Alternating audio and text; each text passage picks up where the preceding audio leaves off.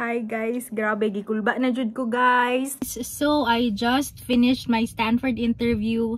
I think it went really well. It was so helpful that I had a portfolio on hand.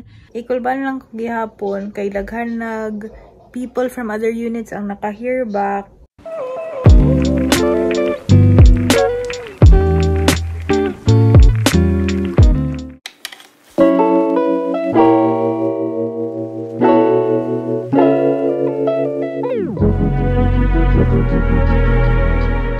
Hello everyone and welcome back to my channel. Thank you so much pala for your support sa aking first vlog and second vlog.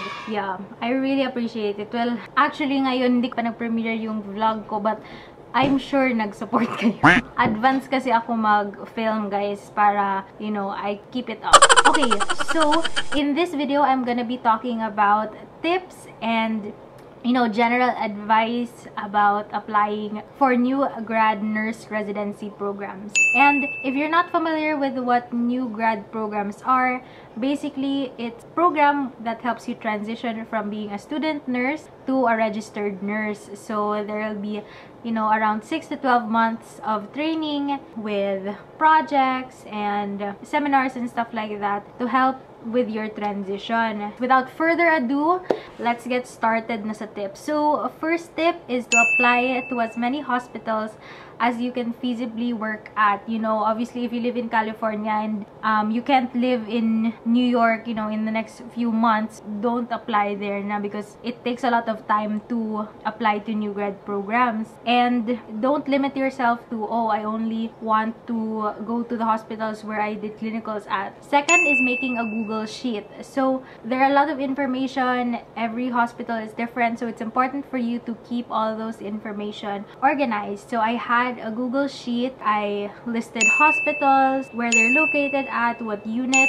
they have, their application timeline, what the requirements are. And a very important requirement is when they need you to have your license by. That will play a role talaga when you pick your NCLEX test date. And if you're worried about how to study for the NCLEX, view my previous video. I'm gonna link it up here.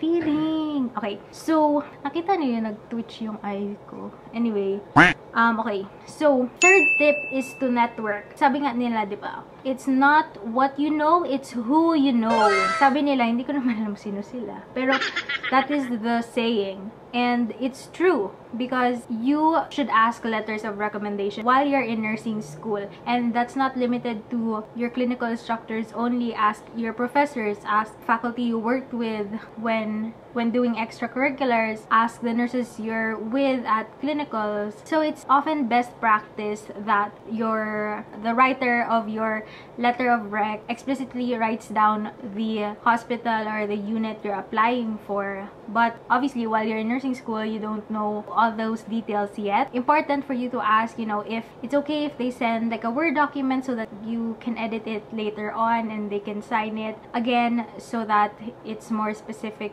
to the hospitals or the units you're applying for. I recommend really asking them right away once the semester ends. So asking them basically, hi, I really enjoyed this clinical rotation. I learned so much from you. Really appreciate it if you're able to write me a letter of recommendation.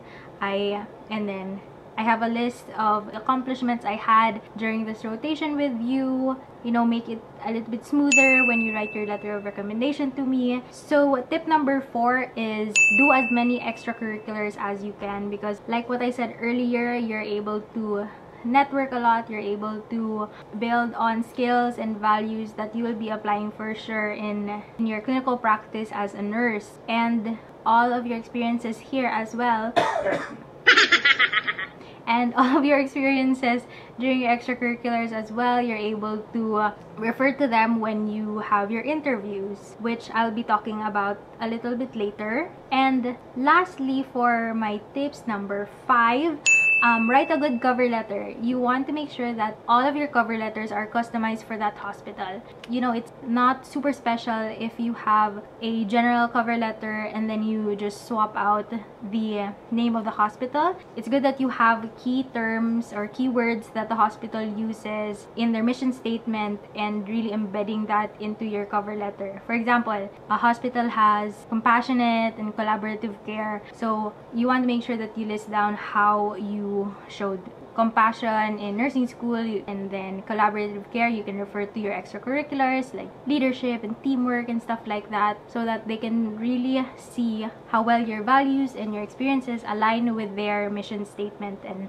that will really show how well you're able to contribute to their hospital when you get hired. So next, I'm gonna be talking about interview prep. So first, it's very important that while you're in nursing school, you have a journal of your clinical experiences and the stories you want to highlight. For example, you played a role in advocating for a patient. You have that list of clinical experiences, and then you are able to have a list of values that correlate with those experiences, so that when they ask you during the interview, like, oh, when was a time that you advocated for a patient, you're able to give them an answer right away. And tip number 2 for interviews is practice with a friend or with a family member and do sort of a mock interview, but you want to make sure that you don't over practice, because if you over practice, you'll sound kind of robotic and then you have your answers memorized, and so you want to come off kind of natural and,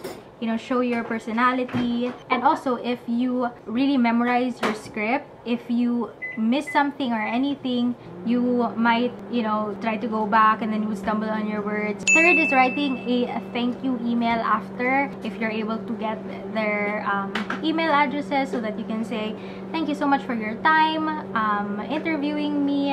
I really appreciated that, blah blah blah blah blah, and I'm confident that I'm able to contribute to your unit, blah blah blah blah blah. If you need anything else, please let me know, and thank you, or best regards, or something. It will be helpful since it will help them remember you better. Fourth tip is to dress well, whether that's in person or virtual. So even if virtual, you have to wear pants, because you know, you have to be confident and you don't want to be thinking like, oh, are they gonna see my, you know, underwear and stuff like that. So really dress well, because that really plays a crucial role in your confidence. And speaking of virtual interviews, tip number 5 is the only difference between virtual and in person is that virtually you have to prepare the tech side of things. You want to make sure that your computer is fully charged and it's plugged in, your mic is working, your video is working, and you have good lighting. Try to make eye contact even though it's only, you know, parts of your screen. You don't want to look like super far away.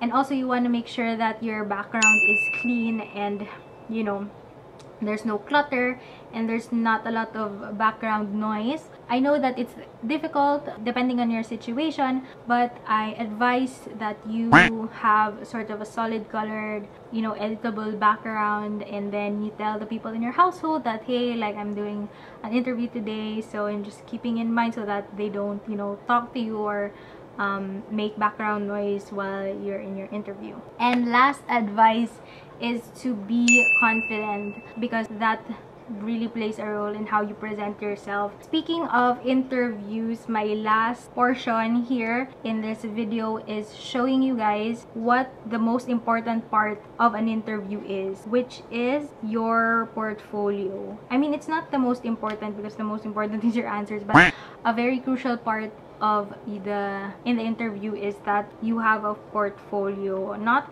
everyone asks for it, but it's important for you to have, so that, you know, they have all of your information easily accessible and you are able to show that you're organized and you know that you really prepared for this interview. So I'm gonna be showing you guys what's in my portfolio. I'm looking down here because this is where my copy is at, but here I have like a cover page of my portfolio, and I have here the hospital I'm applying for, the unit, and I blocked it out, but here's my address, my email address, my phone number, and the link to my LinkedIn profile. And then below that, I have table of contents too. So I have the cover letter, resume, diploma, transcript, and I included 6 letters of recommendation and then copies of the certifications I had. So there, I hope that that's helpful for you guys. Thank you so much everyone for watching. Again, I have brought out the camera, I brought out the ring light, and I've cleaned the background.